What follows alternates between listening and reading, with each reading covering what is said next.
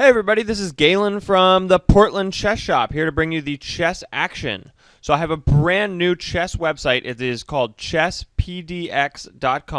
I'm really excited about it, and in celebration of that, I'm going to make a few more chess videos. It's actually been like a year since I made my last video, but I realized I have almost 90 videos and 72,000 total views. So I really know I've noticed that a few people really like it, and I'm excited about that. So I wanted to share a little bit more and give back to the chess community. So making a chess shoutcast here, and I really hope that you guys will visit my brand new website, chesspdx.com. I got chess sets, chess clocks, and on there. Plus, I'm also on eBay and Amazon. So really trying to build the chess business. So cool. This game is I'm white, and I'm playing against Erik, who is the CEO, president, and founder of chess.com.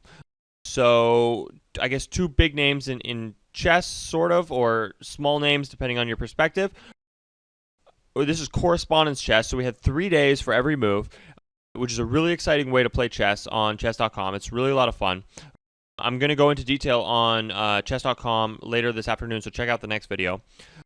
I'm 2026 in this game is my rating, so strong, not the strongest player on the site, but like the top 1%. Erik is 1766, so I'm a favorite going off in the beginning of this game, and I also have the white pieces. I open the position with pawn to e4 as my first move, and my opponent plays this pawn to d6. And so he told me that he likes to fianchetto his bishops, so I'm thinking maybe he's going to fianchetto his bishop over here. So we jump into the opening. I take the center. He plays his knight. I defend with my knight. He plays the pawn up, and I see that he's going to go for this kind of perk, modern type setup. So it's not a dragon because he hasn't played the c5 move, so it's not going to be a Sicilian type position. So a little less sharp, a little bit more positional. But I play pretty aggressive chess, so I decided to play pawn to f4 to test his opening knowledge. He plays bishop to g4. Now we're out of the opening already, and he's attacked my queen. I have a few different ways to defend. I could consider moving the queen. I could consider blocking. I could block with the knight or the bishop. It's really a choice, and the position is pretty good for white because I've already played 3 pawn moves in the center, taking all these center squares. Defended with the knight. He has 1 knight defended, so I feel like I have an advantage in space at least. I decided to defend with the knight, say, hey, if you want to capture, I'll just capture back with my queen. That's fine with me. I'm not too worried about it. Now he plays an unconventional move, knight to c6. And I missed his idea here, and a really strong move that I could have played would have been pawn to d5. So this is a new variation, and this move would be really strong because he doesn't exactly have something to do with this knight. For example, if he takes, I could consider just taking back with a pawn, and now his knight is like going back to b8.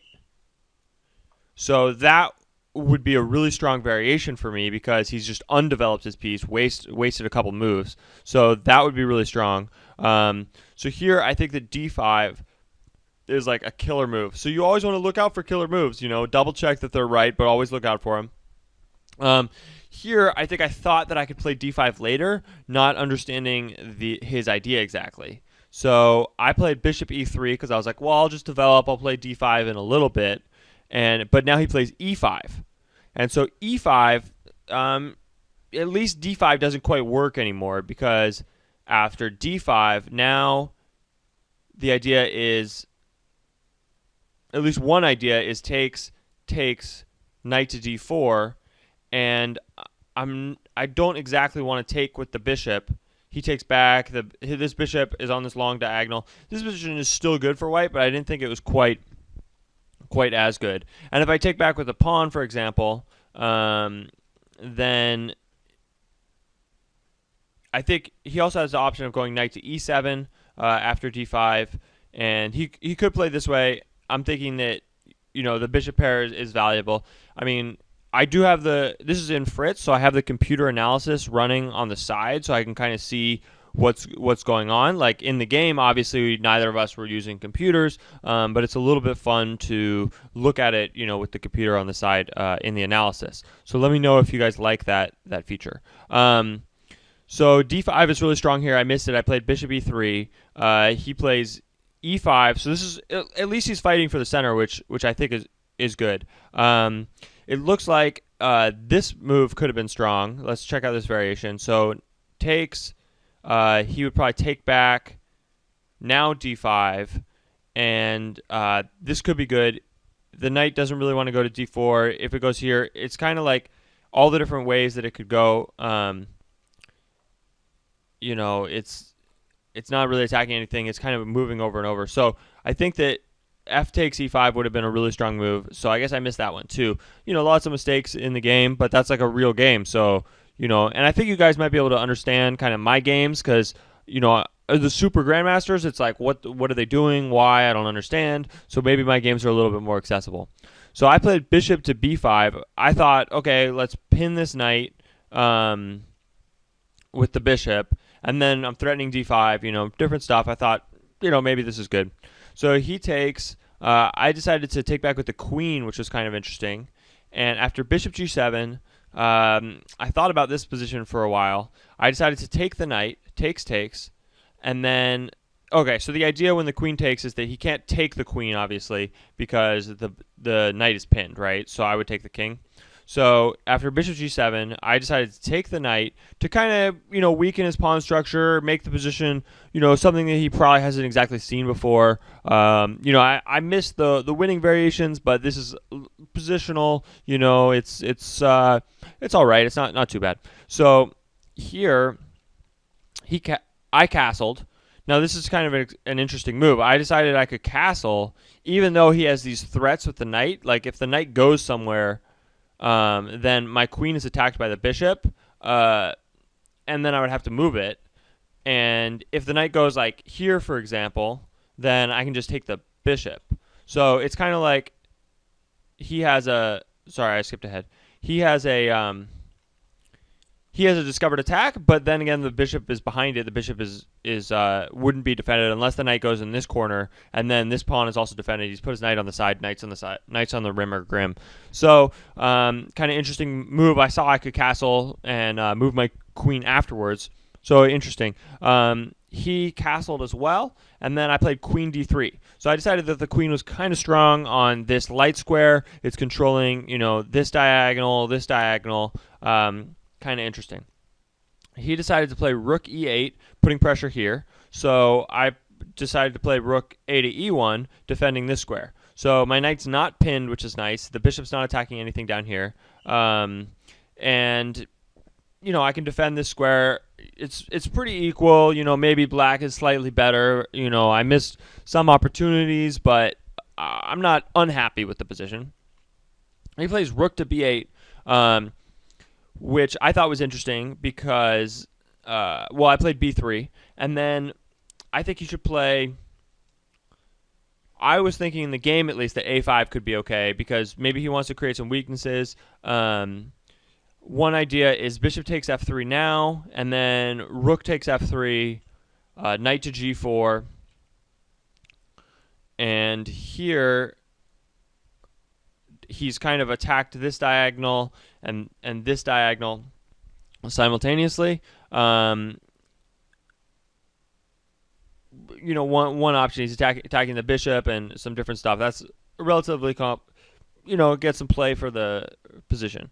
So he decided to play queen to c8, which kind of gave me the indication that Erik, the CEO of chess.com, didn't have a really concise plan. I decided, okay, well, why don't I just take this pawn? A pawn is a pawn. And we're going to see that this extra pawn becomes really powerful later on. It basically wins the game for me. So I guess I gave away the result, but you'll see that soon. So he plays rook to b7, which is kind of an unintuitive square for the rook. It can't move like along this line very much because there's pawns in the way. I decided to play rook all the way back to f2, although the bishop to d4 could have been a little bit better. Then he would play c5, and I might actually play bishop takes, and then e5 is possible, or knight d5 is possible. Both those variations look like they're good for white, Fritz says. So I missed that. Missed a lot of stuff, I guess, this game. Oh, well. So rook to b7, rook to f2, or bishop to f2, knight to d7. The knight comes back, and bishop to d4. So I think I moved the bishop twice, but my idea was, okay, well, I want to trade off these bishops on this diagonal. If I can get rid of this dark squared bishop, his king will be weaker, and that could favor me. So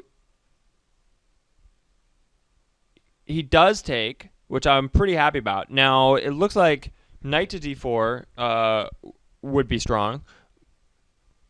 This move is clearly pretty good. It's centralizing the knight, attacking this square. You know, the bishop's no longer attacking that knight, etc. So there's a lot of advantages to playing that move. It's probably the better move.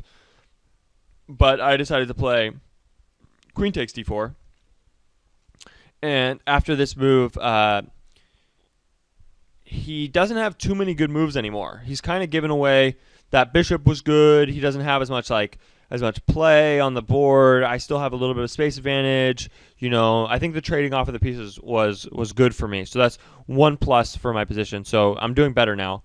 He plays knight to b6, and this doesn't seem like such a good move. I wish I remembered how to make the arrows with the pieces. I'll have to work on that. But anyway, so the knight can't go here, here, here, because those 3 squares are all defended by my pawns. So the knight on this square is pretty bad, and it blocks in this rook. So I don't think that makes too much sense. So I was kind of happy to see that too. So I decided to play queen f6. This is kind of an interesting move. My idea is I have a couple like tricky things that I could try and do. I could try to play knight g5 immediately. I could also try, if he plays, you know, something random. I also have the idea of playing queen to h4 here, and then knight here, attacking this pawn, then playing h3, trying to like trap the bishop, or playing f5, you know, different ways of trying to attack actually his king because the bishop's gone. Now I see a few weaknesses, some opportunities. So he does decide to play queen to e6, and I'm like, okay, well, what do I want to do? So here I definitely consider queen to h4, and now if he played a bad move, then he would be in a lot of trouble because queen to g5 attacks this square, which attacks his king. He has to make, you know, and in addition to that, h3 is threatening to trap his bishop. So, you know, if the bishop goes there, then I would guess I'd play g4, trapping it again. So he's in a lot of trouble there, but in this variation, he can also play bishop takes f3, rook takes f3, and then he can play a few different moves. One of them is kind of interesting, would be like knight to d5. Now, I can't take this way because he would capture this way. So, you know, he's attacking my knight. You know, if I move the knight, then he can consolidate and defend. And, you know, this position would give him some play. You know, I'm still better, but it's, you know, not the best ever. So I decided to take with the queen. And I do think that bishop takes e6 makes a little bit more sense, but he decided to play f takes e6. Now I played knight to d4. So now we've transitioned from a kind of a opening, then the middle game. Now we're suddenly sort of in an end game. It's a little bit of a complicated end game because there's a few more pieces on the board. But I do like the position of my knights and the position of my pawns. And I don't like the position of his knight or the position of this rook. This rook is now attacking his own pawn, and this bishop is also attacking his own pawn. So I don't really like the position of his pieces, and my position of my pieces is pretty good. So positionally, I think I have the advantage here. Plus, h3 is threatening to trap his bishop. So if he gives me a move, then I will trap his bishop with h3, which would be pretty killer. He retreats there. I just play g4. So that would be strong. He has to play like c5 or e5 to try to make a break. So he does decide to play c5. Now I play, I think, a pretty strong move, knight to here, knight d to b5. If he plays here as a variation, then I can just take, attacking both his rooks simultaneously. So he can't actually kick out my my knight, and I know that I can support the knight with a4. Plus, I'm thinking, okay, once I get it on a4, look, then I play it to a5, his knight retreats, then I play it to a6, his rook retreats, then I'm playing it up again, and like this knight just runs forward. It's, you know, a hyperloop or a, you know, hyper accelerated pawn path because it moves up with tempo every time. So this pawn is actually threatening to become a queen like really soon. And something that I've been trying to teach in my chess videos is that pawns do turn into queens. That is, you know, critical to chess. I mean, obviously it's obvious, but it's pretty cool. So you want to try to do that whenever you can. Anyway, he decides to play e5, and after e5, I say, okay, well, I'll ignore you. I'll just start to push this pawn. It's too strong.